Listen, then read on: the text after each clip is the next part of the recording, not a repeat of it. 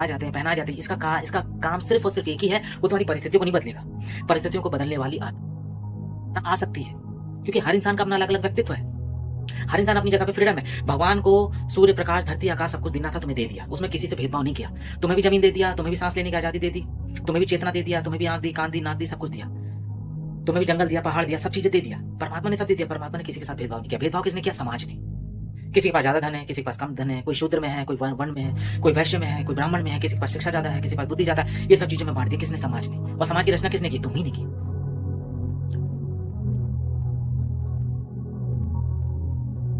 उस समाज के ही दायरे में तुम रह रहे हो, जी रहे हो, उसी को भोग रहे हो। उधर तुम्हारा कुछ कम ज़्यादा होता है। कोई किसी को मार देता है, कोई किसी का कुछ छीन लेता है, किसी का चोरी हो जाती है, डकैती हो जाती है, कोई बीमार पड़ जाता है, कोई अडल्टरेटेड फूड खा रहा है, कोई प्रकृति को नुकसान कर रहा है, कोई किसी छीन ले रहा है, किसी की संपत्ति पे ज़्यादा कब्जा कर ले रहा है, कोई 10 एकड़ रख ले रहा है, किसी के पास 1 एकड़ भी नहीं है। ये तुम्हारी सामाजिक व्यवस्था है। परमात्मा ने धन नहीं बनाया।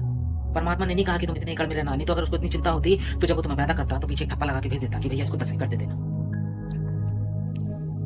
वहां से एक रजिस्टर्ड बना के भेज देता, एक रजिस्ट्रेशन करके भेज देता कि ठीक है, इनको 10 एकड़ दे देना, इनको 20 एकड़ दे देना, इनको एक काम करना, फलानी जगह लोनावला में फ्लैट दे देना, ये दे देना। वो व्यवस्था तुम छीना झपटी पे आ गए। जानवर छीना झपटी नहीं करते, तुम करते हो छीना झपटी।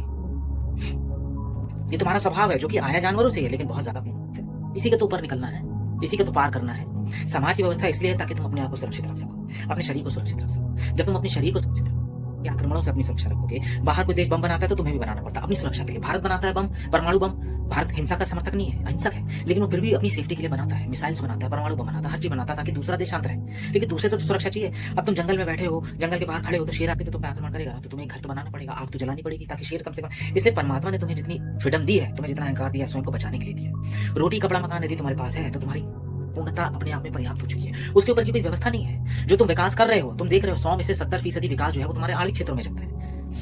बम बनाने में, आणविक हथियार बनाने में, न्यूक्लियर बनाने में, बम बनाने में 70% पैसा तो सिर्फ उसी में चला जाता है जिसका कोई उपयोग नहीं है, सिर्फ युद्ध के लिए। तुम्हें अपने शरीर को बचाना है, अपनी पृथ्वी को बचाना है, आगे नए ग्रह खोजने, ये होता है विकास, ये होती है टेक्नोलॉजी। अपने आपको बीमार होने से किस हद तक बचा सकते हो, ये होती है टेक्नोलॉजी। इसको विकास कहा जाता है। कितनी जल्दी तुम एक शहर से दूसरे शहर पहुंच जा रहे हो, किसी से फोन पे बात कर रहे हो, ये सब चीजें क्या है? ये सब सिद्धि तो है। एक सिद्धि है जो ध्यान करके पाते हैं, एक सिद्धि जो मोबाइल के थ्रू। एक ने इजाद कर दी, सब उसका फायदा उठा रहे हैं। एक ने एरोप्लेन बना दिया, सब उसका फायदा उठा रहे हैं। एक ने हेलीकॉप्टर बना दिया, सब उसका फायदा उठा रहे हैं। एक ने बिजली बना दी, सब उसका फायदा उठा रहे हैं। ठीक है, सिद्धि से कम है। तुमको तो उन वैज्ञानिकों को भी अपने मंदिरों में या अपने घरों में टांग के रखना चाहिए जिनका तुम बिजली का उपयोग कर रहे हो, जिनकी वजह से तुम्हें आजादी मिली है, जिन्होंने लड़के तुम्हें स्वतंत्रता दिलाई, जिन्होंने नई नई खोजें की, जिन्होंने नए नए आविष्कार किए, जिन्होंने प्रकृति को वाकई में कुछ दे के गया। अमर इंसान कौन है? अमर तो वही है ना, जिसकी बिजली आज भी तुम इस्तेमाल कर रहे हो, जिसके बल्ब आज भी तुम इस्तेमाल कर रहे हो, जिसकी हवाई जहाज तुम आज भी इस्तेमाल कर रहे हो, जिसने तुम्हारी जितनी भी तरह की जो मेडिकल इक्विपमेंट्स जो बना के गए, सर्जिकल डिवाइसेस जो बना के गए, जिसने थर्मामीटर बनाया होगा, जिसने एमआरआई स्कैनर मशीन ये सब बनाया होगा, यही सब लोग हैं। बहुत पूजनीय लोग हैं, क्योंकि आज इनका फायदा तुम उठा रहे हो। लेकिन तुम इनको कोई श्रद्धांजलि नहीं देते, इनके प्रति तुम्हारा कोई व्यक्तित्व नहीं होता। आइंस्टाइन ने तुम्हें इतने बड़ी बड़ी शोधे देके गया, E=mc² का फॉर्मूला देके गया, लेकिन कोई उसकी वो नहीं। हर माँ चाहती है उसका बच्चा आइंस्टाइन बने, लेकिन क्या वो आइंस्टाइन को पूजती है, मानती है, समझती है? उसने क्या देके गया, क्या खोज के दिया?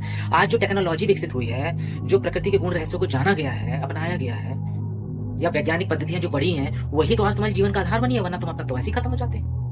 चले जाओ जंगल में जाके 4 दिन रुक जाओ, या तो गैंडा मार देगा तुम्हें, या तो शेर मार देगा, पागल हाथी से कुचले जाओगे, या भूखे मर जाओगे।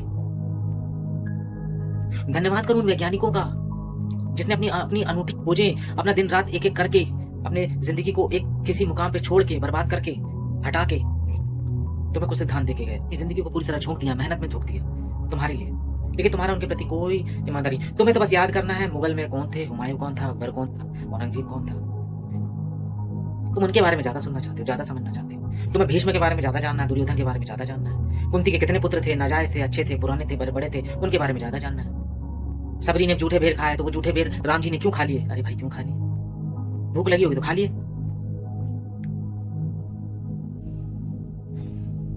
तुम उन वैज्ञानिकों का शुक्रिया अदा नहीं करते हो जिनके दम पे आज तुम एंड्रॉइड चला रहे हो, मोबाइल चला रहे हो। वो अमर है, जिन्होंने घर बना के दिया, घर में मजबूती बना के दी, जिन्होंने नई नई टेक्नोलॉजी इतनी विकसित कर दी, जिन्होंने कंप्यूटर बनाया, हर चीज बनाया ताकि आज किसी तरह तुम अपने शरीर को सुरक्षित रख सको। और भगवान ने तुम्हें स्वतंत्रता सिर्फ इसी के लिए दी है ताकि तुम शरीर को सुरक्षित रख सको। क्यों?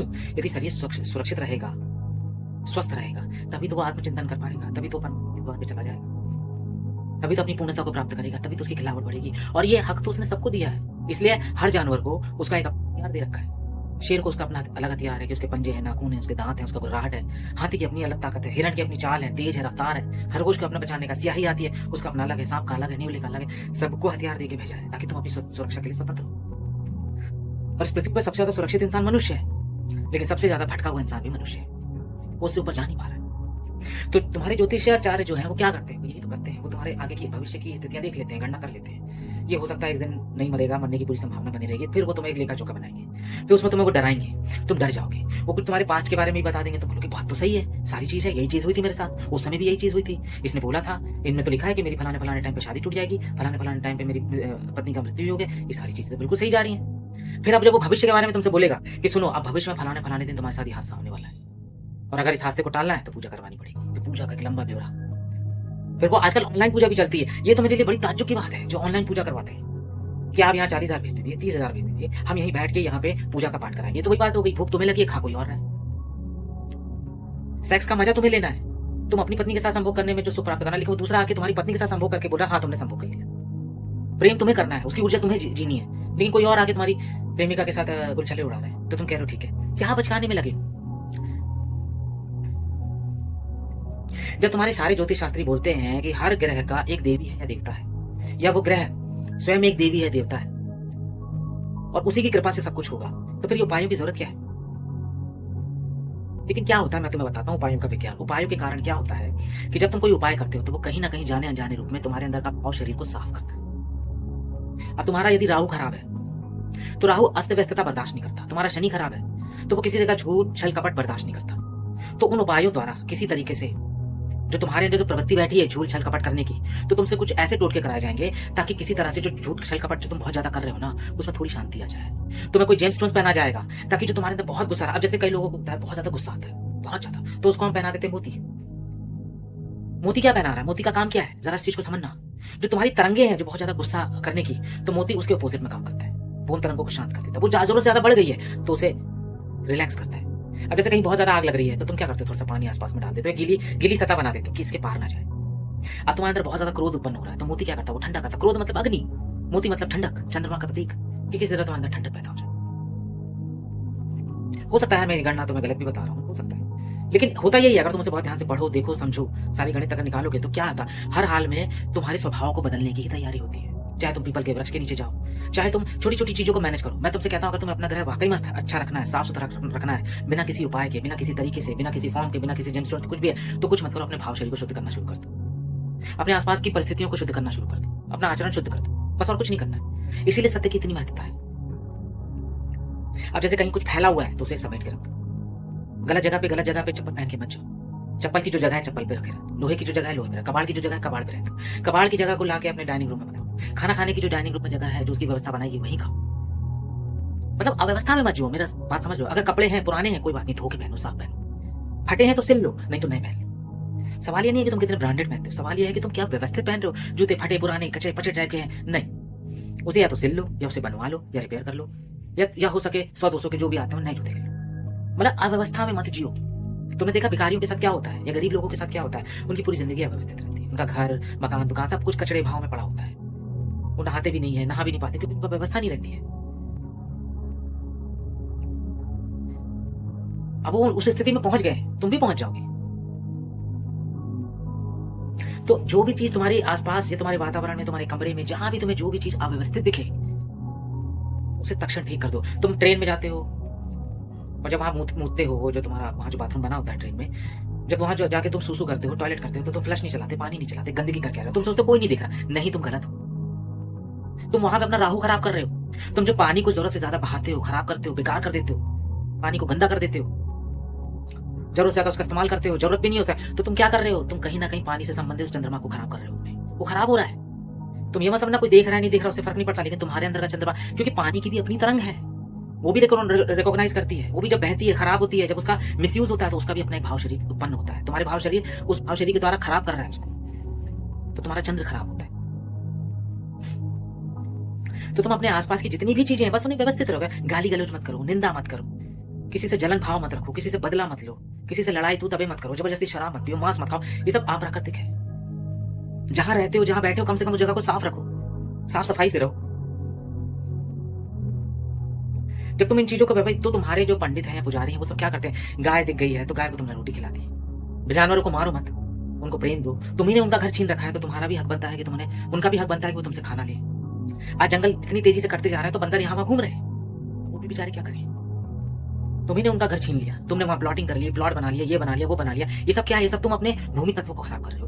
ग्रह ही तो खराब होना है, इसी से तो ग्रह खराब होते हैं। जब भी तुम अपना कोई प्लॉट लेते भी हो तो कोशिश करो वहां के पेड़ पौधों को मत काटो, उन्हें सुरक्षित रखो, संरक्षित रखो। तुम पेड़ों को काट देते हो, पौधों को काट देते हो, तुम जानवरों को मारते हो, पीटते हो, मार डालते हो, तो क्या होगा? तुम्हारे ग्रह खराब नहीं होंगे तो भाई क्या होंगे?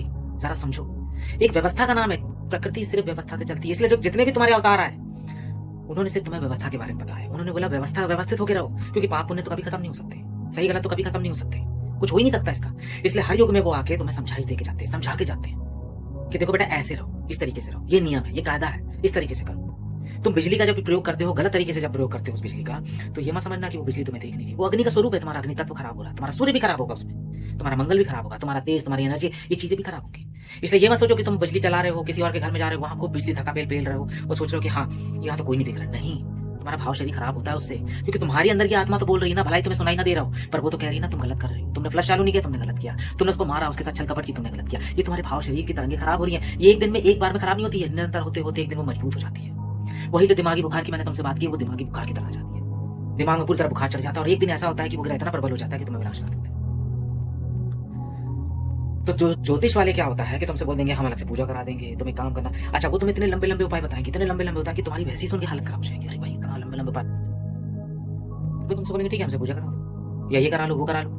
अरे तुम अपने वो जो करा रहे हैं वो तुम्हारे स्वभाव के लिए, वो सीधा तुमसे ये भी तो बोल सकते हैं क्रोध करने का बहुत स्वभाव है, तुम ध्यान करो। ध्यान जैसे जैसे करोगे तो तुम्हारी क्रोध की ऊर्जा थोड़ी शांत होने लगेगी। ध्यान हर चीज को बैलेंस कर देता है, तुम्हारे सातों चक्रों को बैलेंस करना ध्यान में है।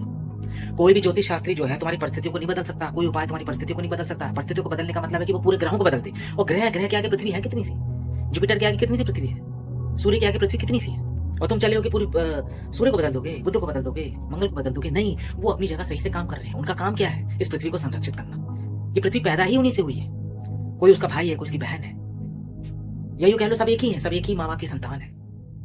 तो पृथ्वी जो पल रही है, या यूं कह लो कि पृथ्वी के हर एक अस्तित्व में वही विद्वान है। तुम इसको अगर ये कहते हो कि पृथ्वी अलग है और बुध का ग्रह अलग है, सूर्य ग्रह, तो ये गलत बात है, क्योंकि पृथ्वी भी सूर्य से पैदा हुई है। तो पृथ्वी क्या है? वो भी सूर्य है, उसपे भी जुपिटर का पूरा प्रभाव है, बृहस्पति का, शनि का, सबका पूरा प्रभाव है। तो ये हमारा जो मन है ना, ये चीजों को अलग अलग करके देख लेता है, तो हमें लगता है पृथ्वी अलग है, राहु केतु अलग है, बुध अलग है, मंगल ग्रह अलग है, शनि अलग है। नहीं, ये सब इकट्ठा ही है, पूरा ब्रह्मांड इकट्ठा है। जैसे पृथ्वी पूरी इकट्ठी है, लेकिन हमने क्या बोला? रशिया अलग है, यूरोप अलग है, ब्रिटेन अलग है। हमने कहा ये देश अलग है, ये कंट्री अलग है, श्रीलंका अलग है, भारत अलग है, बांग्लादेश अलग है, चाइना अलग है। लेकिन अगर तुम देखोगे, यदि सूर्य से पूछोगे, सूर्य बोलेगा भाई पूरी पृथ्वी एक है। अब तुम्हें अगर मैं किसी के शरीर को देखने बोलूं तो तुम कहोगे पैर अलग है, हाथ अलग है, आंख अलग है, बाल अलग है, मुंह अलग है, होंठ अलग है। लेकिन अगर कहोगे नहीं, ये पूरा एक स्ट्रक्चर है, एक इंसान का स्ट्रक्चर है।